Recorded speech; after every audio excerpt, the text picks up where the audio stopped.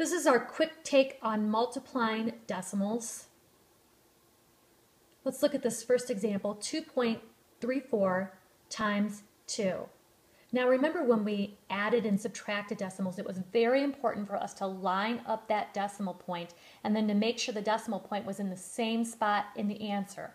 Well, we're not going to follow that same routine with multiplying decimals. It doesn't matter where we have the decimal point when we're solving the problem. So here I wrote out 2.34 times 2. Notice I didn't put in a decimal point in zeros. It doesn't matter how I have that matched up. I'm going to go ahead and I'm just going to ignore that decimal point for now, and I'm going to solve my problem.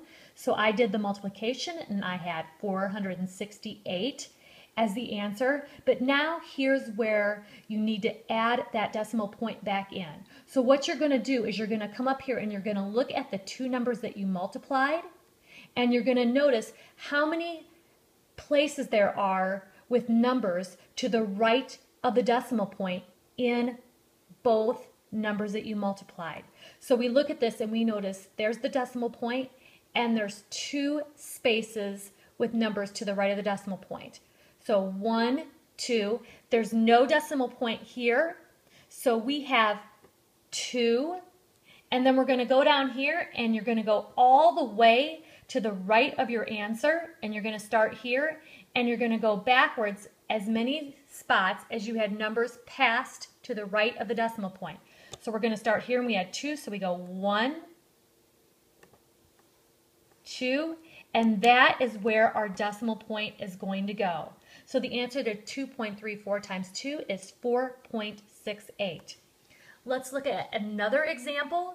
This one has 2 decimal points in it and 4 spaces, 4 numbers to the right of the decimal point when we look at them together, 1 here and 3 here. That is 4 total. But remember, again, it doesn't matter how you line it up when you actually multiply. So I did my multiplication here and I have the answer 0, 1, 0, 2.